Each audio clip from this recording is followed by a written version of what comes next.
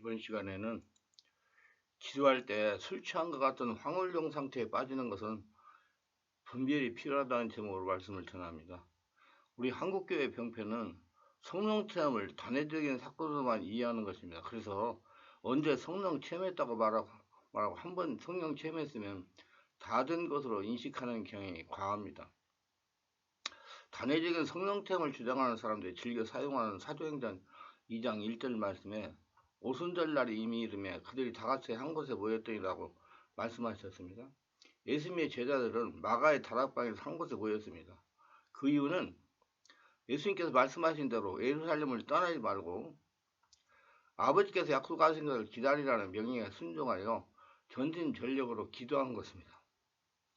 마음을 같이하여 오로지 전념하여 기도하는 그 결과는 호련히 하늘로부터 급하고 강한 바람 같은 소리가 있어 그들이 앉은 온 집에 가득하며 마치 불의 혀같이 갈라지는 것들이 그들에게 보여 각 사람 위에 하나씩 임하여 있더니 그들이 다 성령의 충만을 받고 성령의 말하게 하심을 따라 다른 방언으로 말하기를 시작합니다. 말씀하셨습니다.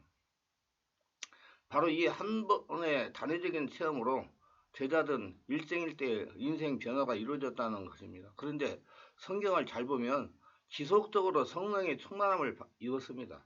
사도행전 4장 28절 31절에 보면 하나님의 권능과 뜻대로 이루려고 애정하신 걸 행하려 이성에 모였나이다.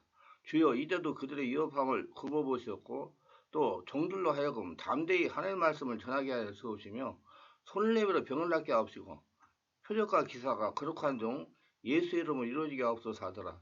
빌기를 다함에 모인 것이 진동하더니 우리가 다 성령에 충만하여 담대히 하나님의 말씀을 전하니라. 절대로 성령 체험은 단회적으로 끝나지 않고 지속적으로 성령 체험을 하면서 성령으로 충만했다는 것입니다. 그래서 술 취하지 말라 이런 방탕한 것이니 오직 성령으로 충만함 받으라. 에베소 5장 18절에 말씀한 겁니다. 세상에 취해서 살지 말고 성령으로 충만하게 지내라는 강조의 말씀입니다. 항상 하나님께서 자신을 통하여 나타나게 하려면 항상 성령으로 기도하여 성령으로 충만해야 가능합니다. 단회적인 성령 체험 하나로 만족하고 믿음 생활 하시는 분들은 반드시 이제부터 날마다 살아서 생생히 역사하는 성령을 체험하여 성령의 지배와 장악과 인도를 받으시기를 바랍니다. 다른 분들은 성령 체험을 초자연적인 현상, 방언, 신유, 축기, 떨림, 쓰러짐 등으로만 이해하는 사람도 있습니다. 그렇게만 이해하기 때문에 그와 같은 외적인 표적, 현상만을 찾아다니는 크리스천들이 있습니다. 그러나 성령은 그런 것이 아닙니다. 성령 체험의 진정한 결과는 그러한 종류의 외적인 현상들만이 아닙니다. 성령 체험은 곧 회심과 성결이며 성화입니다. 그 나아가 정화입니다. 한 영혼의 회심만큼 크고 강한 초자연적인 것이 세상에 어디 있겠습니까?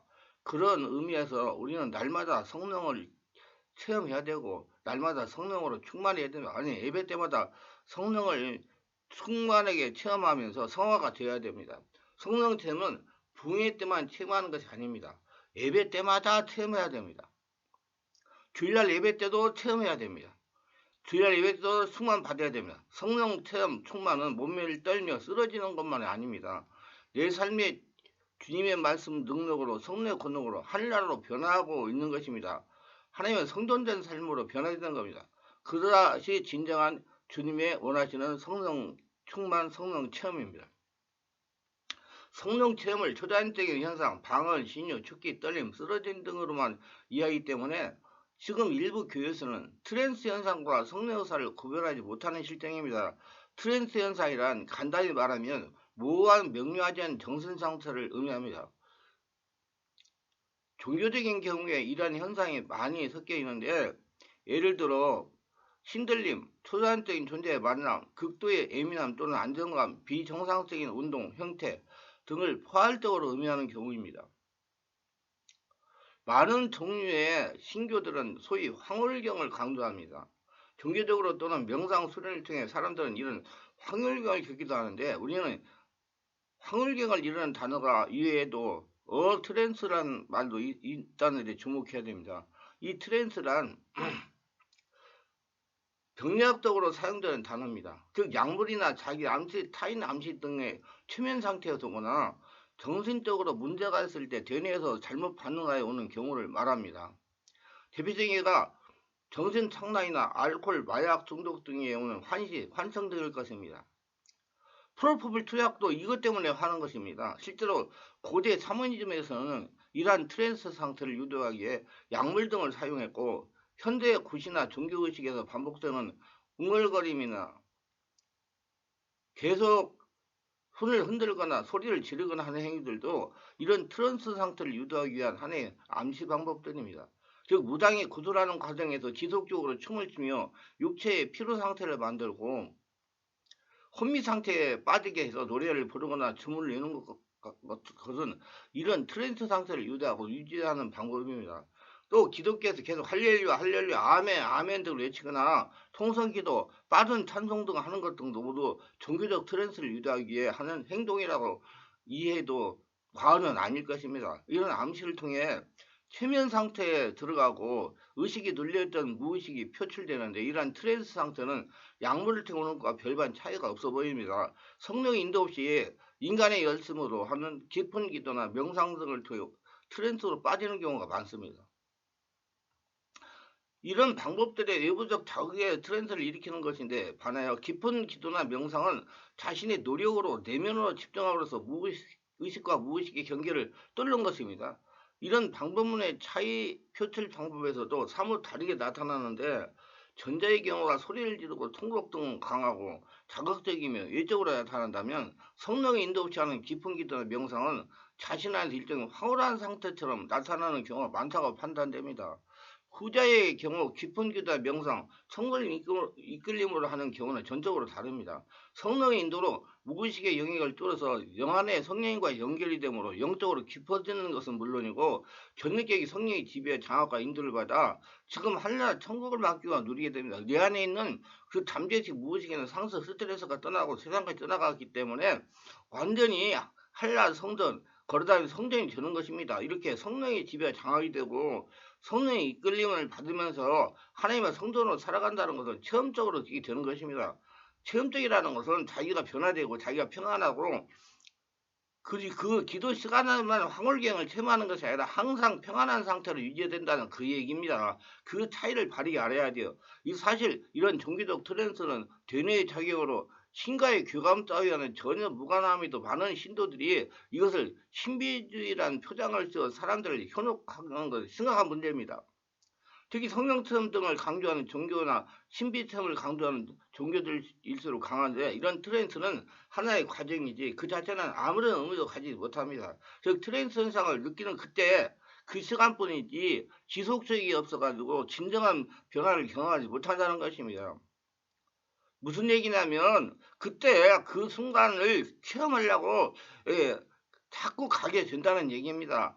집에서도 그 평안을 은혜를 항상 누리고 살아야 되는데 그 시간에만 그런 현상이 체험이 되기 때문에 그런 현상을 체험하려고 거기를 자꾸 간다는 얘기입니다. 이게 마음은 계속 공허한 상태라 그 말입니다. 진정한 성령의 역사가 일어나 성령께서 지배와 장악이 되면 자신은 스스로 변화를 느끼게 되고요. 항상 평안한 상태가 되는 것이고요. 항상 자신 안에 계신 예수님을 찾는 상태가 되는 것입니다. 제가 몇 번 말했지만 얼굴과 말소리가 달라지는 것을 본인도 느끼고 다른 사람도 알게 된다는 것입니다.